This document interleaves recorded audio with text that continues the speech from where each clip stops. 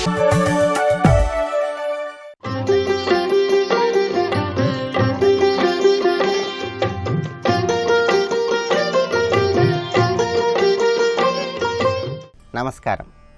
ప్రేక్షకులందరికీ శుభోదయం. ఈనాటి శుభయోగం శీర్షికన గురువారం సందర్భంగా దత్తాత్రేయ స్వామి వారి అవతార స్వరూపాలలో దాగి ఉన్న విశిష్టత ఏంటో, ఆ అవతార స్వరూపాలలో ఉన్న దత్తాత్రేయ స్వామి వారిని ఏ విధంగా ధ్యానం చేస్తే ఎలాంటి సత్ఫలితాలు కలుగుతాయో పరిశీలిద్దాం.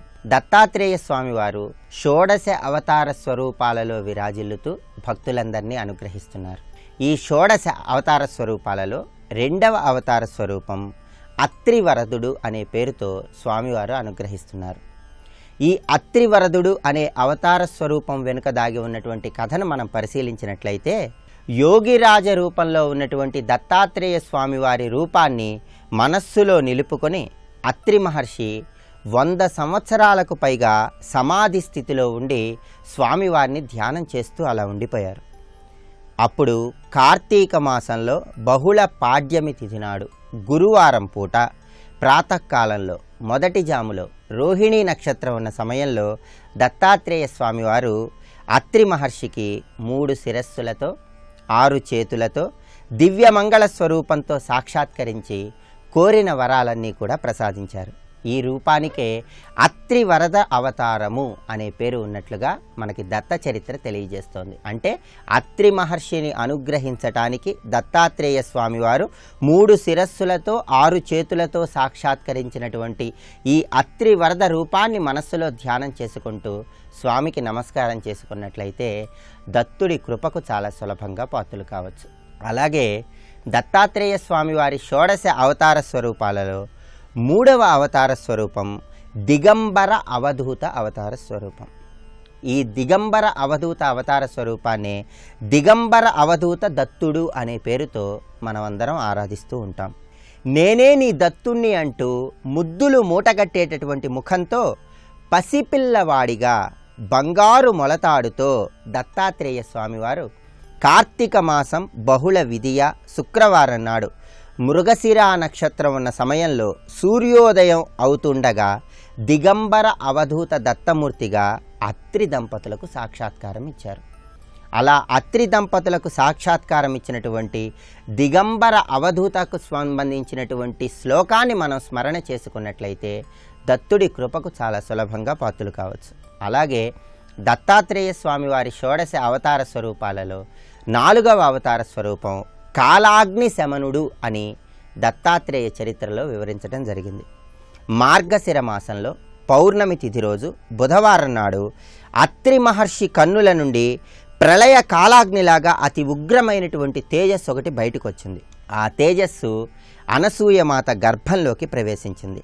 అత్రి మహాముని తేజస్సు అనసూయమాత గర్భంలోకి ప్రవేశించగానే ఆ తేజస్సు ఉగ్రత్వం మొత్తం కూడా శమించిపోయి శాంతించి ఆ తల్లి గర్భంలో పుత్రుడి రూపంగా మారిపోయింది. అందువల్లే ఈ విధంగా జన్మించినటువంటి దత్తాత్రేయ స్వామివారికి కాలాగ్ని శమనుడు అనే పేరు వచ్చింది. అంటే కాలాగ్ని లాంటి తేజస్సుతో ఉన్నప్పటికీ చివరికి ముద్దులు మూటకట్టే పసిపిల్లవాడి స్వరూపంలో దత్తాత్రేయ స్వామివారు ఆ విధంగా కాలాగ్ని శమనుడుగా అత్రి మహర్షి అనసూయ దంపతులకు ఆవిర్భవించి మనలందరినీ అనుగ్రహిస్తున్నారు. ఈ కాలాగ్ని శమనుడి రూపంలో ఉన్న స్వామివారి శ్లోకాన్ని మనం పరిశీలిస్తే, జ్ఞానానందైక దీపాయ కాలాగ్ని శమనాయచ భక్తారిష్ట వినాశాయ నమో అస్తు పరమాత్మనే అంటూ స్వామిని స్మరించుకోవాలి. ఇలా షోడశ అవతార స్వరూపాలలో అత్రివరదుడు, దిగంబర అవధూత, కాలాగ్ని శమనుడు ఇలా రకరకాల రూపాలలో అనేక రకాలుగా ఆవిర్భవించినటువంటి దత్తుడిని మనస్సులో స్మరించుకుంటూ శ్రీదత్త శరణం మమ అంటూ స్వామివారిని గురువారం పూజించినట్లయితే స్వామి కృపకు సులభంగా పాత్రులు కావచ్చు. రేపటి శుభయోగం శీర్షికన శుక్రవారం సందర్భంగా అమ్మవారి అనుగ్రహాన్ని సిద్ధింపజేసుకోవటానికి ఎటువంటి విధి విధానాలను పాటించాలో పరిశీలిద్దాం. నమస్కారం.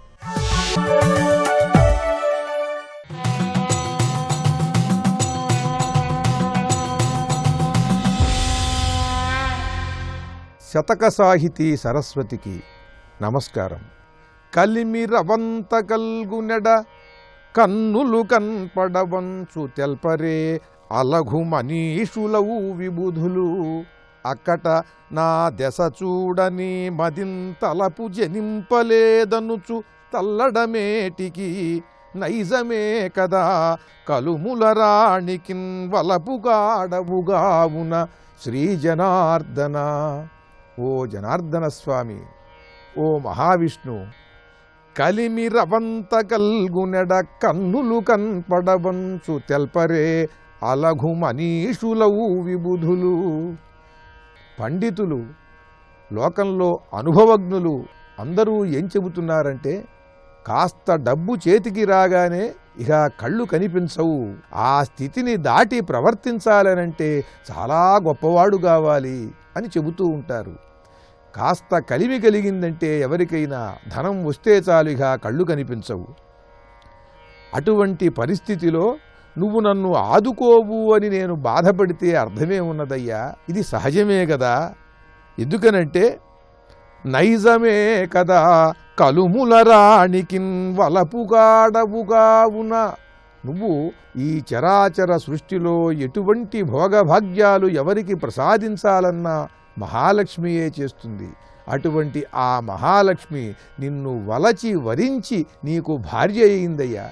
కనుక మహాలక్ష్మియే నీ పక్కన ఉంటే ఇక నీకు మాత్రం కళ్ళేం కనిపిస్తాయి స్వామి? కళ్ళు కనిపించవా అంటే అరవింద నేత్రుడవు, చక్కగా పరమ మనోహరమైనటువంటి నేత్రములు ఉన్నాయి నీకు, కానీ మాపైన నీ దృష్టి మాత్రం రావటం లేదయ్యా. మేమెక్కడ కనిపిస్తాం ఇక నీకు? మహాలక్ష్మి నీ పక్కన ఉన్నది. లోకంలో డబ్బొస్తే ఎవరికైనా సరే కాస్త భాగ్యం కలిగితే చాలు కళ్ళు కనిపించవు అని అంటారు కదా.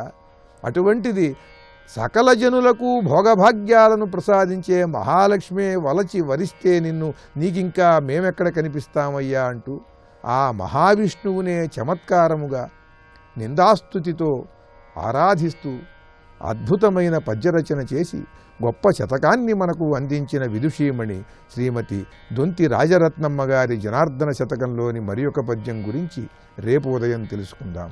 ఓం నమో నారాయణాయ.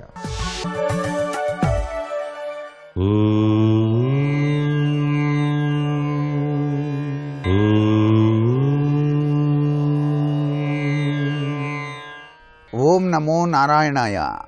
ఓం నమః శివాయ. శ్రీమాత్రే నమః. ఈరోజు గురువారం. గురువు యొక్క అద్భుతవంతమైన శక్తి చాలా విశేషంగా పనిచేస్తుంది శిష్యునికి. గురువులు చాలా చక్కగా ప్రబోధం చేశారు, సర్వశాస్త్రాలు అధ్యయనం చేశాను, నవవిధ భక్తి సూత్ర ప్రాతిపదికను అవగాహన చేసుకున్నాను అంటాడు ప్రహ్లాదుడు తన తండ్రితో. అంటే ఆ గురు పరంపరాతత్వం అంత విశేషంగా ఈ యొక్క బాలునికి లభ్యపడది. గురువులు చెప్పినటువంటి ఆ యొక్క చదువులోని సారమంతా గ్రహించాడు కాబట్టే పరమాత్మలో లయం కావటం ఎలా అని చెప్పేసి ఆలోచన చేశాడు. అందుకే గురువుల్ని సేవ చేసినటువంటి వ్యక్తుల జీవితాలు ఎప్పుడూ కూడాను సన్మార్గవంతంలోనే పయనిస్తాయి. సత్ప్రవర్తన, సద్విశ్వాసం, సత్సాంగత్యం కేవలం గురువు యొక్క కృప వల్లనే లభ్యపడతాయి అని చెప్పేసి శాస్త్రం. ఇటువంటి గురువుల యొక్క దివ్యవంతమైన జ్ఞానం ఇతరులకు ఆపాదించబడాలి అన్నప్పుడు గురుసేవా తత్పరత లక్షణాలు కలిగి ఉండాలి ప్రతి ఒక్కరూ. గురువులకి సాక్షీభూత దైవాలైనటువంటి ఆ యొక్క షిర్డీ సాయిబాబా, దత్తాత్రేయుల వారు, రాఘవేంద్ర స్వామి వారు, ఈ యొక్క దేవతామూర్తులకు గురువు యొక్క ప్రభావం విశిష్టంగా మన పట్ల ఉండటానికి వీలుగా పసుపుతో కూడినటువంటి అభిషేకార్చన చేయటం ఉత్తమోత్తమమైన పరిస్థితిని ఏర్పరుస్తుంది. ఎందుచేతనంటే ఆ పసుపు వర్ణం జ్ఞానప్రాప్తికి నిదర్శనంగా గ్రహిద్దాం. సౌభాగ్య సిద్ధికి నిదర్శనమైనటువంటి పసుపులో జ్ఞానసూత్రం కూడా దాగి ఉన్నది. అందుకే మనం ప్రతి పూజలో కూడాను ముఖ్యమైనటువంటి కార్యక్రమాలు చేసేటప్పుడు పసుపుతో చేసిన గణపతిని ఆరాధన చేయటం సంప్రదాయం. ఇక్కడ గురువు తత్వంలో గురువు యొక్క అనుగ్రహ కరుణాకటాక్ష వీక్షణాన్ని సాధించడానికి గురు పరంపరామూర్తులైనటువంటి ఆ యోగ పురుషులకు పసుపు నీళ్లతో అభిషేకార్చన నిర్వహించినట్లయితే చాలా చక్కటి యోగం సిద్ధిస్తుంది. పసుపు అనేటువంటిది మన ఔషధీయుక్త గుణాలు కలిగినటువంటి వివిధ రకాల రుగ్మతల నుంచి బయల్పడేటువంటి అమృత ఔషధం కాబట్టే మనం గృహంలో కూడాను పసుపు వాడేటువంటి సాంప్రదాయం కనిపిస్తుంది. ఏది ఏమైనప్పటికీ శుభకరము శ్రీకరము అయినటువంటి పసుపుని ఈ విధంగా గురువారం నాడు ఆ గురు పరంపరాతత్వంలో విరాజిల్లేటువంటి వారికి అభిషేకార్చన గనక చేసినట్లయితే సత్ఫలితాన్ని సాధించడానికి ఆస్కారం ఎంతగానో ఉంటుంది సుమా. సర్వే జనా సుఖినో భవంతు.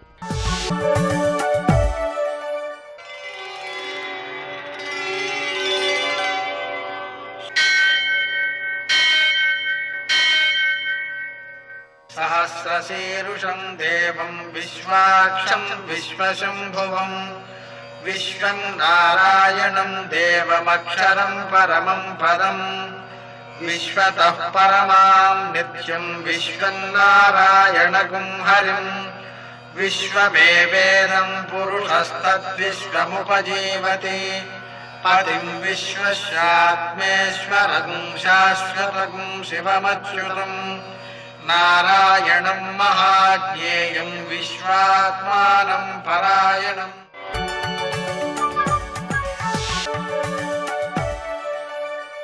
సూర్యశౌర్యమథేందురింద్రపదవీ సన్మంగళం మంగళం. నమస్తే భగవన్ దేవ దత్తాత్రేయ జగత్ప్రభో సర్వబాధా ప్రశమనం కురు శాంతిం ప్రయచ్చమి. నేటి కాలమాన విశేషాలను గమనిద్దాం. స్వస్తి శ్రీ చాంద్రమాన దుర్ముఖనామ సంవత్సరం ఉత్తరాయణం శశిర ఋతువు ఫాల్గుణ మాసం కృష్ణపక్షం గురువారం. సూర్యోదయం 6:27 సూర్యాస్తమయం 6:22 తిథి చవితి రాత్రి 1:12 వరకు, నక్షత్రం స్వాతి రాత్రి 12:35 వరకు, వర్జం లేదు. దుర్ముహూర్తం ఉదయం 10:25 నుంచి 11:13 వరకు, మరణ మధ్యాహ్నం 3:11 నుంచి 3:59 వరకు, అమృతకాలం మధ్యాహ్నం 2:54 నుంచి సాయంకాలం 4:40 వరకు, రాహుకాలం గురువారం కాబట్టి మధ్యాహ్నం 1:30 నుంచి 3 గంటల వరకు, అష్టకవర్గరీత్యా శుభప్రదమైన సమయం ఉదయం 9 గంటలకి. నేటి విశేషాలు: ప్రదోషము, సంకష్టహర చతుర్థి. ప్రదోషం కాబట్టి సూర్యాస్తమయం నుంచి 1:12 శంకరుణ్ణి ఆరాధించుకుని మారేడు దళాలు మొదలైన వాటితో తరువాత సంకష్టహర చతుర్థి వ్రతాన్ని ఆచరణ చేసి ఈరోజు రాత్రి 9:36 చంద్రుని దర్శనం కలుగుతుంది కాబట్టి ప్రదోషం అయిపోయిన తర్వాత సమయంలో గణపతి ఆరాధన చేసుకుని చక్కగా నువ్వులతో చేసినటువంటి చిమ్మిలి, సంకష్టహర చతుర్థి సందర్భంగా 21 చిమ్మిలి ఉండలు నైవేద్యం, 21 చిమ్మిలి ఉండలు వాయనం ఇవ్వడం, ఆ గణపతిని ఆరాధించుకోవడం, ఆయన స్మరణ చేయడం, అలాగే 21 అరగుంజీలు తీయడం, ఇవన్నీ కూడా మనకు ఆ శంకరుని యొక్క గణపతి యొక్క అనుగ్రహాన్ని కలిగిస్తాయి, కష్టాలు తొలగేలా చేస్తాయి. తద్వారా సమస్యలను మనం అధిగమించగలుగుతాం, ఆర్థికంగా ప్రయోజనాలు పొందగలుగుతాం. మనకెవరైనా బాకీ తీర్చాల్సి వస్తే తీర్చగలుగుతారు వాళ్ళు కూడా. లాగా అన్ని విధాల శ్రేయస్కరమైనటువంటి విధానమే ఈ సంకష్టహర చతుర్థి వ్రతం. నేటి ఆణిముత్యాలు: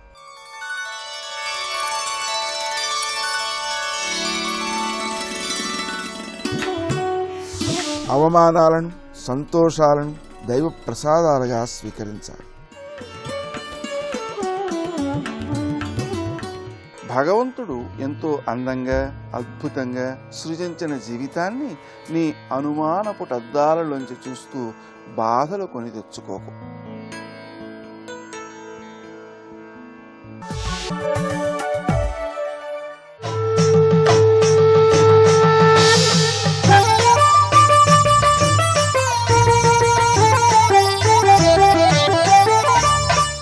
కుండలే స్మమయే వాపి జాతే తస్య చ తత్క్షణాత్. ఒక్కసారిగా చెవులకు పెట్టుకున్న బంగారు కుండలలో మట్టి కొట్టుకుపోయి మట్టిగా మారిపోయి మొత్తం నల్లగా మారిపోయాడు. దివ్యదేహం పోయింది. అదేనండి గురువు కోపగించుకుంటే భగవంతుడు కూడా రక్షించలేడంటే ఇది ఇక్కడ. ఏదో అప్పుడు పశ్చాత్తాపడి ఇప్పుడు మళ్ళీ ఎక్కడికి వచ్చేసిందో చూడండి దుర్బుద్ధి. అందుకే పాపాత్ముడు కొన్ని కారణాల వల్ల తత్కాలంగా మంచివాడైనా తొందరపడిపోకండి. మళ్ళీ కూర్చోబెడితే మళ్ళీ అదే అవుతాడు. ఇది తెలుసుకోవాలి ఇక్కడ. అదే జరుగుతోంది ఇక్కడ. వెంటనే మారిపోయింది మార్పు మొత్తం కూడా. దీన్ని బట్టి వశిష్ఠుడికి అంత కోపమో అనుకుంటున్నారేమో. కాదు, ఈ దుస్థితికి ఇది గతి అని చెప్పాడంతే ఇక్కడ. శాపం అంటే అది. శాపం అంటే అర్థం ఏంటంటే మహాత్ములు వాడు చేసిన తప్పును చూసి ఇంత తప్పు చేసేవి కనుక నీ గతి ఇదే అంటారంతే ఇక్కడ. వాళ్ళ నోటంటే వస్తుంది కనుక ఎప్పుడో రాబోయేది కొంచెం ముందు వస్తుంది. ముందు రావడం వల్ల అయ్యో ఇలా చేసినందువల్ల వచ్చిందని బాధపడతాడు. తొందరగా బాగుపడే అవకాశం ఉంటుంది. తెలుసుకోండి ఇక్కడ. శాపం అంటే ఏమిటో తెలియాలి. అంతేగాని ఆయన కూడా దూషించారంటే ఇంకేం తపస్సు ఇక్కడ. ఇంకా నీచత్వం అయ్యాని పో అన్నాడు ఇక్కడ. అంతే, అసహ్యంగా మారిపోయాడు. మారిపోయి ఇంకేముంటాడు? దేహే చందన గద్ధశ్చ విగంధోయ్యభవత్తథా. శరీరానికి పూసుకున్న గంధము మొదలైనవన్నీ పాడైపోయాయి అంటూ శక్తి భక్తులతో ఎవడైతే ఇలాంటి పనులు చేస్తాడో వాడు దెబ్బతింటాడు. ఈ మాట గట్టిగా చెప్పాడు. అరే మరి అమ్మవారు అనుగ్రహించితే ఇలా ఎందుకు అయిపోయింది అంటే వీడికంటే అమ్మవారి అనుగ్రహం పూర్ణంగా పొందినవాడు వశిష్ఠుడు. ఇది తెలుసుకోండి. అందుకే శక్త్యుపాసకులను అవహేళన చేసిన వారు, శక్త్యుపాసకులు నిందించిన వారు గతి ఇది అని చెప్తున్నారు. శక్త్యుపాసక రోషేణ ఫలమేతదభూనృపా. అందుకే అమ్మవారి భక్తుల్ని ఆగ్రహింపజేయకు. అందుకే ధర్మబద్ధులైన అమ్మవారి భక్తులు వాళ్ళని ఆగ్రహింపజేస్తే వాళ్ళ అమ్మ ఉంటుందండి. ఇది తెలుసుకోవాలి. నిరంతరం జపం చేస్తూ నిరంతరం అమ్మవారిని ఆరాధించిన అమ్మవారిని కళలన్నీ మళ్ళీ తనలో తెచ్చుకుని నిరంతరం చింతన చేస్తూ ఉంటే వాడి దేహమంతా అమ్మమయం. ఒకప్పుడు రాఘవనారాయణ శాస్త్రి గారు కూర్చునుంటే ఆయన చూడ్డానికి ఒక ఆవిడొచ్చి నేను శాస్త్రి గారు కలవాలి ఆయన రమ్మనమ్మా అందుట. నేనేనమ్మా శాస్త్రి అంటే ఏమిటి నువ్వేమిటి ఆయన పిలవమ్మా అందుట. ఇక్కడ నేనేనమ్మా అంటే ఆయన కనబడట్లేదు, ఆవిడికి అమ్మ కనబడుతుంది ఇక్కడ. ఎందుకంటే ఆయన నిరంతర అమ్మ ఉపాసన వల్ల ఆయన అమ్మ తేజస్సు వ్యాపించింది.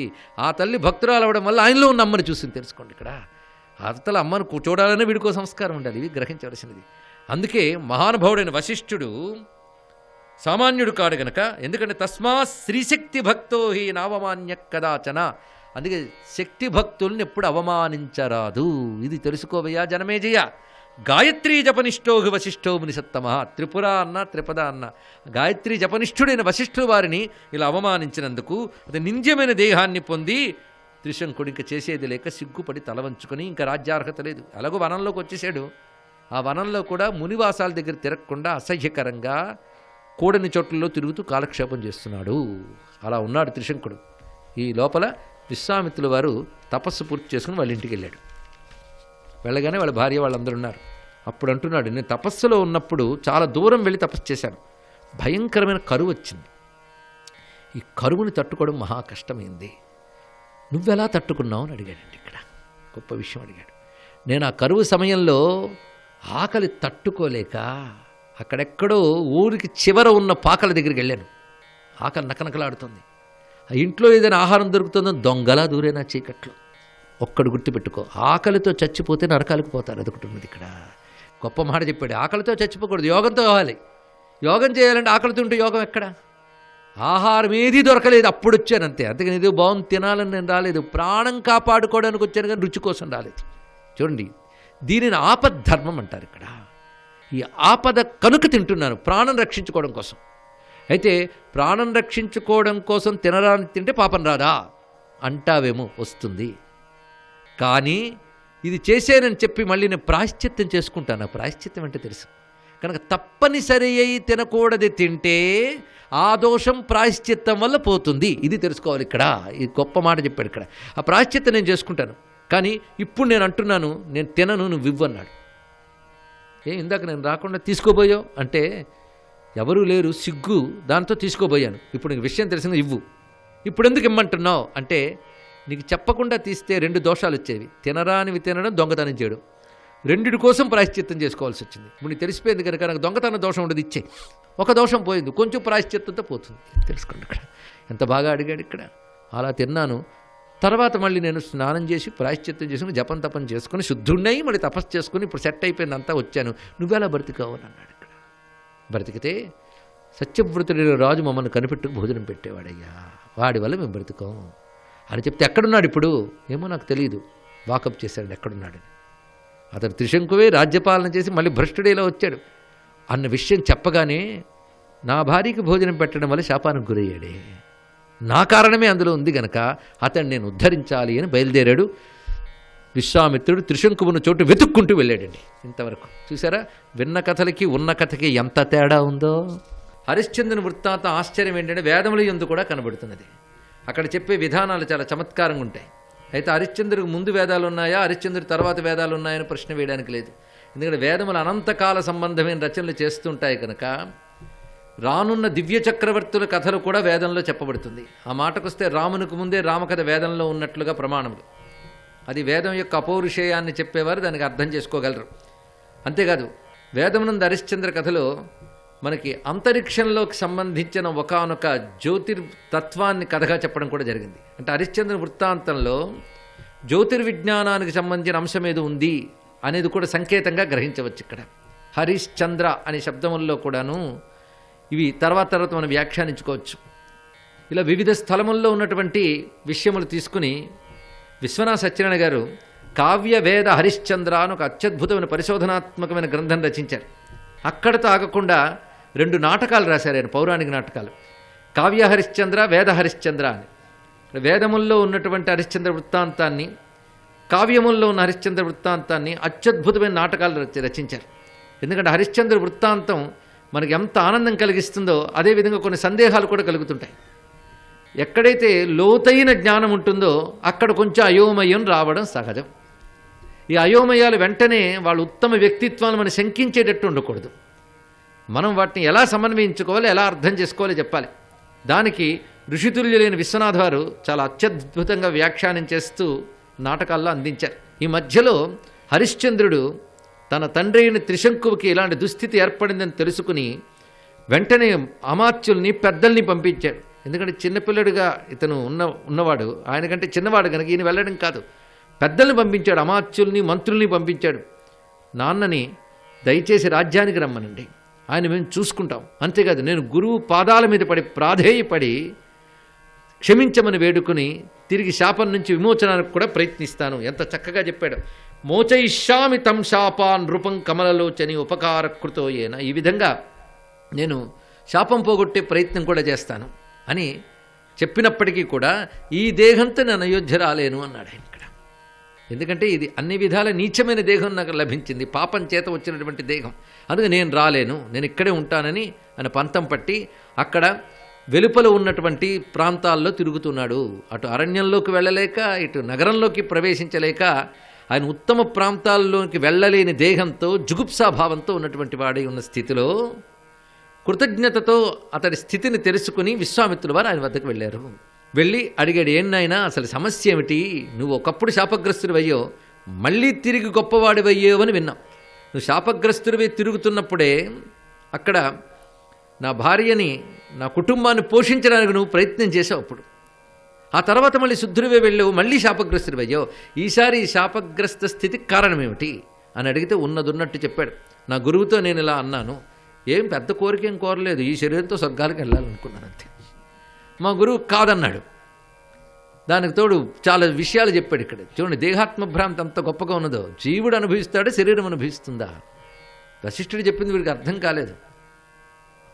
దేహం నేననుకునేవాడికి అనుభవం ఉంటుంది, కానీ దేహము నేననుకునేవాడు అధ్యాసలో ఉన్నటువంటి వాడు కనుక వీడు నేను దేహంతో అనుభవించాలనుకున్నాడు. కానీ ఈ దేహాలు ఎన్ని మారతాయి, జీవుడు వేరు, దేహం వేరు, కర్మ కొద్దీ దేహం వస్తుంది, ఆ విచక్షణ లేదు ఇక్కడ. తెలుసుకోండి. పైగా ఇప్పటికీ కూడా గురువు చెప్పించాడు, గురువు మీద కోపగించుకుంటున్నాడు తప్ప పశ్చాత్తాపం రాలేదు. అది పరిస్థితులకి. పైగా నేను ఇంకో మాట అన్నాను, అన్యం పురోహితం కృత్వా యక్షేహం యజ్ఞముత్తమం. నన్ను నేరుగా స్వర్గానికి శరీరంతో పంపగలిగే యజ్ఞాన్ని ఇంకో పురోహితుడి చేతి చేయించుకుంటాను అన్నాను. దానితో ఆయన చెప్పించేశాడు. నువ్వేమైనా చేయగలవా అని అడిగాడండి ఇక్కడ. ఎందుకంటే నాకేదో కృతజ్ఞతతో వచ్చావు కదా అంటే వెంటనే ఆలోచన చేసి నేను చేస్తానన్నాడు ఇక్కడ. ఇది కృతజ్ఞతాభావమే కాకుండా వశిష్ఠులతో ఉన్నటువంటి స్పర్ధ, ఈ రెండింటి కారణంగా కూడా నేను చేస్తానన్నాడు. ఎలా చేస్తావు? నేను ఒక యజ్ఞం చేయిస్తాను అని చెప్పి తాను ఒక యజ్ఞ ప్రణాళిక వేశాడు తను స్వర్గానికి పంపడానికి సశరీరంగా. ఆ యజ్ఞంలో ఏ మంత్రాలు వినియోగించాలో ఇవన్నీ కూడా తీసుకొచ్చాడు. ఎందుకంటే ఉత్తములైనటువంటి వాళ్ళు మాత్రము మంత్రశక్తిని కానీ యజ్ఞశక్తిని కానీ ప్రకృతి విరుద్ధమైన వాటికి వాడరు. అది తెలుసుకోవాలి. ప్రకృతి విరుద్ధమైన వాటికి మహాత్ముల దగ్గరికి వెళ్ళండి, గాల్లోంచి ఏం పుట్టించరు. నేను పుట్టిస్తేనే మహాత్ములు అంటారు కదా అంటే ప్రకృతి విరుద్ధమైన వాటికి వెళ్ళరు. ఇది గ్రహించవలసిన అంశం ఇక్కడ.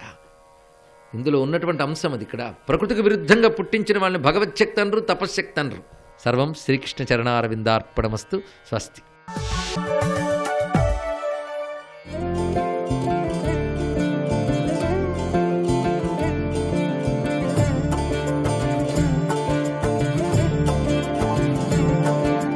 ఈ సృష్టి మొత్తం మీద నిలవదోషం లేని పదార్థం బెల్లం ఒక్కటే. ఒక రాత్రి ఏదైనా పదార్థం ఇంట్లో ఉందనుకోండి, అది నిలవదోషంతో ఉంటుంది, దాన్ని నివేదన చేయకూడదు. యథార్థానికి నిలవదోషం ఎన్నాళ్ళున్నా లేనిది ఏది అంటే ఒక్క బెల్లం మొక్కే. అందుకే పరమేశ్వరుడికి నివేదన చేసేటటువంటి మధుర పదార్థముల యందు పంచదార కలపరు, బెల్లం కలుపుతారు. అది కారణం. బెల్లం గడ్డ తప్పకుండా ఇంట్లో ఎన్ని నైవేద్యం పెట్టినా బెల్లం ముక్క పెట్టి నైవేద్యం పెడతారు. కారణం ఏమిటంటే నిలవదోషం లేని పదార్థం కనుక దాన్ని పరమేశ్వరుడు స్వీకరిస్తాడు అని. బెల్లం ముక్కకి నిలవదోషం లేదు. జీలకర్ర మంగళద్రవ్యం. మంగళద్రవ్యమైన జీలకర్రని బెల్లాన్ని కలిపి నూరితే ధనాత్మకమైన విద్యుత్తు పుడుతుంది. ఈ రెండు పదార్థములను కలిపి ముద్ద చేసి సుముహూర్తమునందు ఒకరి మూర్ధన్య స్థానముల మీద ఒకరు ఉంచుకుంటే దాని వలన ఇద్దరి యొక్క అభిప్రాయముల యందు సానుకూలత ఏర్పడుతుంది. ప్రతి చిన్న విషయంలో త్యాగబుద్ధితో ఒకరినొకరు అనువర్తించగలిగినటువంటి స్థితిని పొందుతారు. అలా అనువర్తించగలిగినటువంటి స్థితి దేని వలన ఏర్పడుతుంది అంటే ఒండురల మధ్య అభిప్రాయ భేదములు కలగకుండా ఒకరి అభిప్రాయము కొరకు వేరొకరు త్యాగము చెయ్యగలిగినటువంటి బుద్ధి జీలకర్ర బెల్లం వల్ల కలుగుతుంది. ఆ మంగళద్రవ్యాన్ని అందుకుంచుతారు. దాని వలన అస్తమాన తగులాడుకోకుండా, కాపరం అన్న తర్వాత ప్రణయ కలహం లేని కాపరం అసలు దాంపత్యమే కాదు.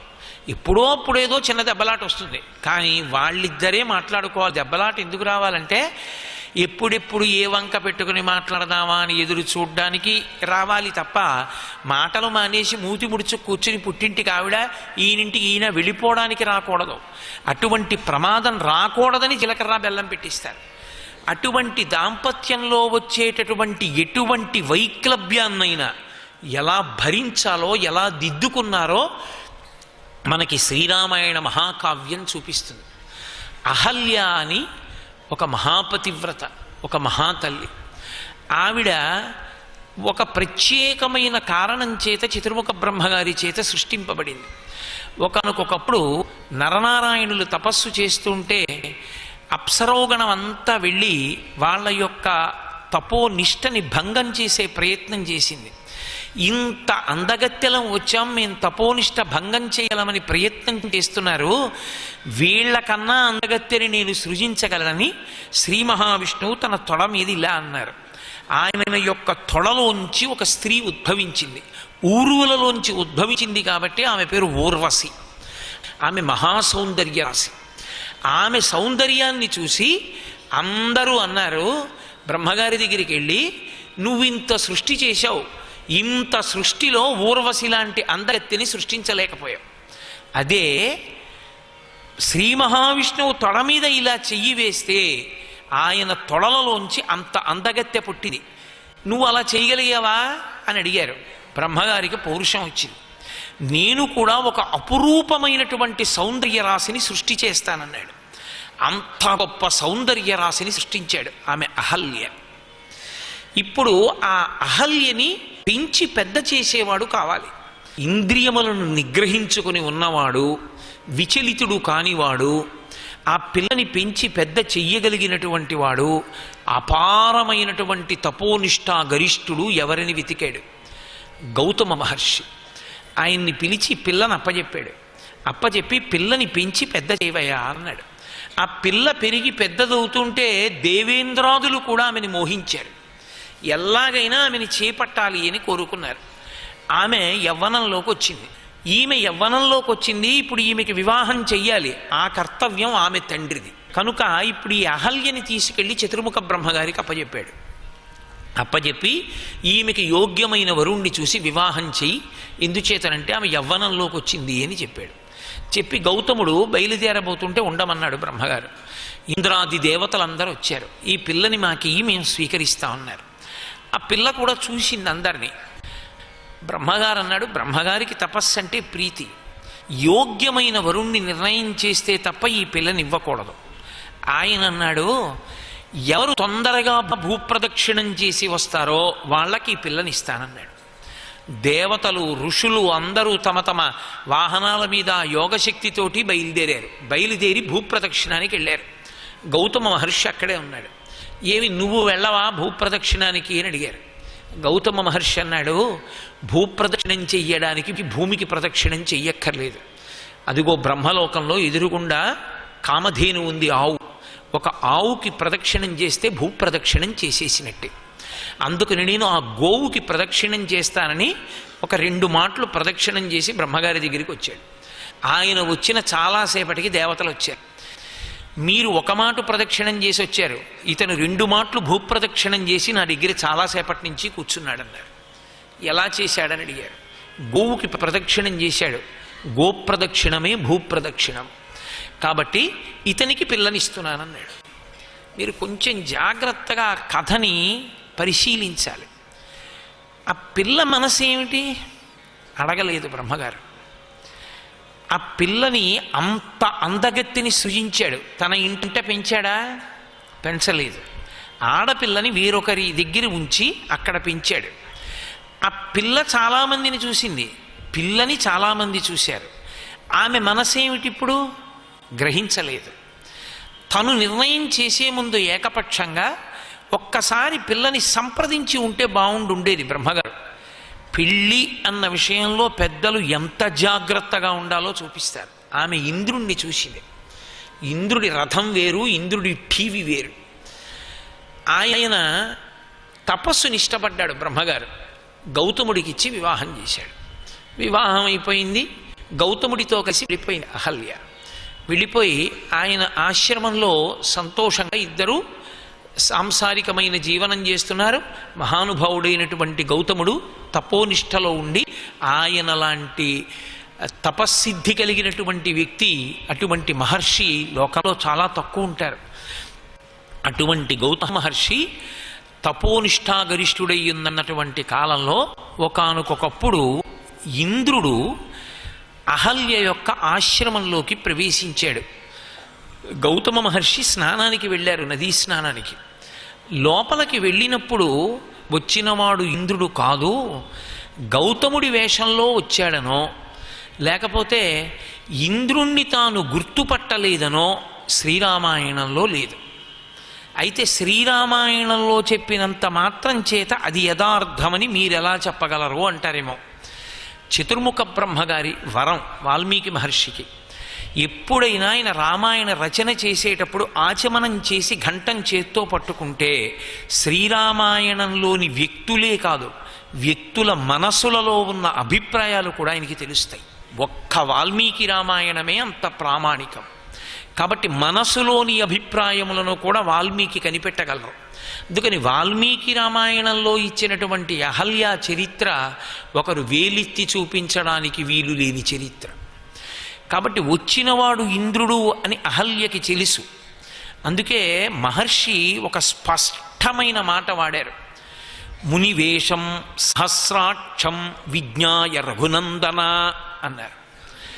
గౌతముని వేషంలో వచ్చినవాడు ఇంద్రుడు అన్న విషయము అహల్యకి తెలుసు. అహల్యకి తెలియకపోవడం లేదు. వచ్చినవాడు గౌతముడు అని ఆమె పొరపాటు పడలేదు. గౌతముడి వేషంలో వచ్చినవాడు ఇంద్రుడే ఆమెకి తెలుసు. ఆమెకి తెలిసి ఆమె ఇంద్రుని యొక్క కోరిక తీర్చింది. దేని కొరకు? ఆమెకు ఇంద్రుని యందు మనస్సుంది. అది కాదనలేని పరమసత్యం. మహర్షి తిరుగులేనంత స్పష్టంగా రాశారు. అసలు వాల్మీకి మహర్షి రచనలో స్పష్టత లేకపోవడం అన్నది ఉండదు, అంత స్పష్టంగా ఉంది.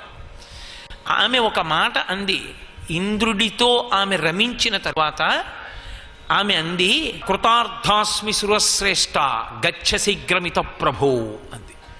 నేను కృతార్థురాలనయ్యాను, నీతో కలిసి భోగం అనుభవించాను, నువ్వు తొందరగా వెళ్ళిపో ఇక్కడి నుంచి. ఎందుకంటే గౌతముడు వచ్చేశాడు.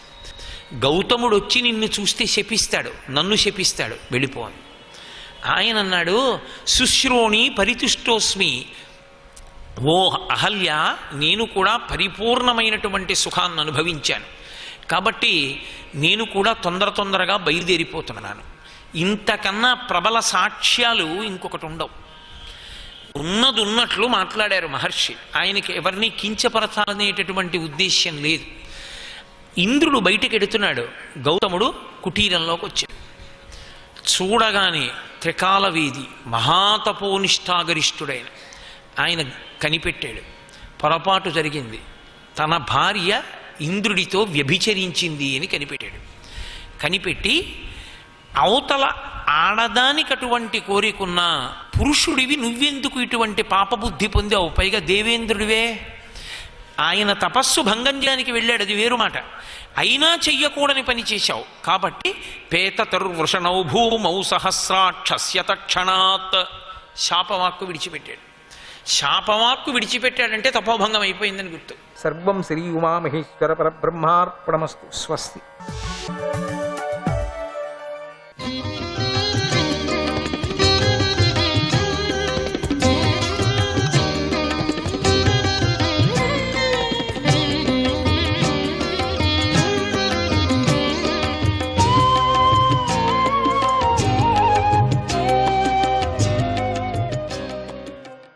శ్రీధరాయ నమః.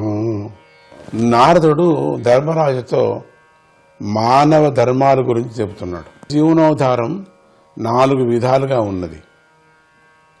వివిధ రకాల వ్యవసాయము మొదలైనవి 2. శాలీనము అంటే యాచించకుండా దానంతట అదిగా లభించిన దానితో జీవించటము. యాయవారము అంటే ప్రతిరోజు బియ్యము మొదలైన వాటిని యాచించి వాటితో జీవించటము. శిలోంచనము అంటే రైతులు ధాన్యాన్ని మార్చేటప్పుడు క్రింద పడినటువంటి గింజల్ని ఏరుకొని వాటితో జీవించటము. ధాన్యాన్ని మారుస్తుంటారు కదా, అటు ధాన్యాన్ని కుడుతూ అటు ఇటు చేస్తూ ఉంటారు కదా, ఆ టైంలో ఏదైనా గింజలు పడితే అది దాన్ని వేరుకోవటం. వీటిలో క్రమంగా మొదటి దానికంటే తరువాతది శ్రేష్టము. మొదటి దాని చెప్పాం కదా వ్యవసాయం అని, తరువాతది శ్రేష్టం. వీటిలో ఆపద సమయాలలో తప్ప ఒకరు మరొకరి జీవనాధారాన్ని స్వీకరించకూడదు. ఇకేమి ప్రాణాపాయం వచ్చినప్పుడు మాత్రమే అప్పుడు వాళ్ళని రక్షించుకోవాలి. తప్పితే ఎప్పుడు ఊరికే వాళ్ళు ఉండినటువంటి వాళ్ళకు సహాయం చేయకూడదు. దట్ట దరిద్రులు ఇంకేమీ లేదు రేపు పొద్దున తినటానికి కూడా అనేటువంటి వాళ్లకు కూడబెట్టుకొని దాచుకొని సొమ్మును ఇండ్లు చేసుకొని లక్షణంగా ఉండి బయట నాటకమాడి నాకేమీ లేదు అనేవాళ్లను జాగ్రత్తగా గమనించి దూరం చేయాలి. ఆపదలలో మాత్రము అందరూ అన్ని రకాల వృత్తులను చేపట్టవచ్చు. ఋతు అమృతములతో గాని, మృత అమృతములతో గాని, సత్య అనృతములతో గాని జీవితాన్ని సాగించాలి. ఋతువు అంటే పొలాల్లో క్రింద పడిన గింజలను ఏరుకొని బ్రతకటము. అమృతం అంటే కోరుకోకుండా లభించిన దానితో బ్రతకటము. మృతము అంటే నిత్యము యాచించి బ్రతకటం. ప్రామృతము అంటే భూమిని దున్నుకొని బ్రతకటము. వర్తకము సత్యనృతము అని చెప్పబడింది. ఇక్కడ రాజు సకల దేవతా స్వరూపుడై ఉన్నాడు. మనస్సును వశంలో ఉంచుకోవటము, ఇంద్రియ నిగ్రహాన్ని పాటించటము, తపస్సు చేయటము, బాహ్యాంతరాలలో శుచిగా ఉండటము, ఉన్నదానితో తృప్తిపడటము, సుఖదుఖాలను సహించటము, కపటం లేని స్వభావం కలిగి ఉండటము, వివేక జ్ఞానము కలిగి ఉండటం, దయ కలిగి ఉండటం, శ్రీహరియందు లగ్నమైన బుద్ధి కలిగి ఉండటం, యుద్ధంలో ఉత్సాహము, ప్రభావము, ధైర్యము, దానము, మనస్సుపై విజయము, సహన శక్తి, ప్రజలను అనుగ్రహించి రక్షించటం అనేవి లక్షణాలు కదా. దేవతల యందు, గురువునందు, శ్రీహరియందు భక్తిని కలిగి ఉండటము, ధర్మము, అర్థము, కామము అనే 3 పురుషార్థాలను చక్కగా సేవించటము, ఈశ్వరుడు కలడు అనేటువంటి విశ్వాసం కలిగి ఉండటం, అన్ని కాలాల్లోనూ పని చేయటంలో ధైర్యం కలిగి ఉండటం, పనిని చేయటంలో నేర్పు కలిగి ఉండటము అనేవి లక్షణాలు.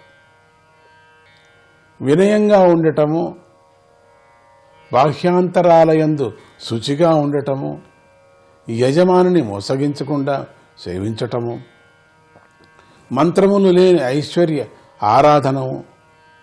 చాలామంది ఈశ్వరు యొక్క ఐశ్వర్యాని కోసం మంత్రం లేనటువంటిది ఈశ్వరుని ఆరాధన చేస్తుంటారు.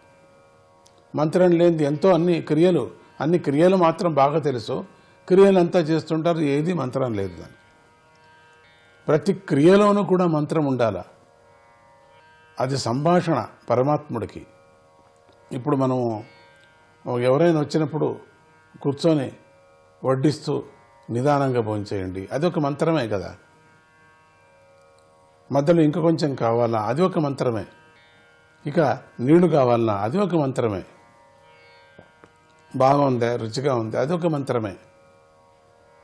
ఇక భోజనం అయిన తర్వాత వాడిని కుర్చీ మీద కూర్చోపెట్టడం, పడకం చూపించటం, ఇవన్నీ మంత్రాలతో సంబంధించినటువంటివి. అందుకని కొంచెం సంస్కృతం నేర్చుకుంటే బాగుంటుంది, చాలా బాగుంటుంది పరమాత్ముడితో మాట్లాడేది. మంత్రాలన్నీ పరమాత్ముడితో మాట్లాడేటువంటిది ఆధ్యాత్మిక మంత్రాలు. తన్ను తాను తెలుసుకునేటువంటివి, ప్రపంచాన్ని తెలుసుకునేటువంటివి, ఇవన్నీ కూడా ఈ మంత్రవేత్తలు మనకు బోధిస్తూ ఉంటారు. కానీ మంత్రమే లేనటువంటిది ఊరికే ఉట్టిట్టుగా ఆర్తి చేస్తే ప్రయోజనం లేదు. పోని నీ కన్నడంలో అయినా నువ్వు, తెలుగులో అయినా నువ్వు చేయిపోని, పరమాత్ముడా నీవు లేని నేను జీవించను, నువ్వే అన్ని సర్వస్వము, నీకు ఆర్తలిస్తున్నాను, అదే ఒక మంత్రమే కదా. నీవు మంత్రం నేర్చుకునే వరకు ఇది చెప్పచ్చు. నీ భాషలో కమ్యూనికేషన్ చేయొచ్చు పరమాత్ముడికి. నమ్మ సంస్కృతం రాదు కదా మాకు, మేము ఎట్లా కమ్యూనికేషన్ చేసేది, మేము పూజ చేసేది ఎట్లా అనకూడదు. ఒక్కవేళ నువ్వు నేర్చుకోకపోతే తెలుగులో నీ మామూలు ఆడే భాషలో నువ్వు స్వామికి అర్పణ చేసుకోవచ్చు. దాంట్లో తప్పు ఎవరూ కనిపెట్టడం లేదనిపిస్తుంది నాకు. ఇది పాపము అని చెప్పటానికి కూడా వీల్లేదు. ఇది సరిగా ఉంది అంటారు, శభాష్ అంటారు కూడా.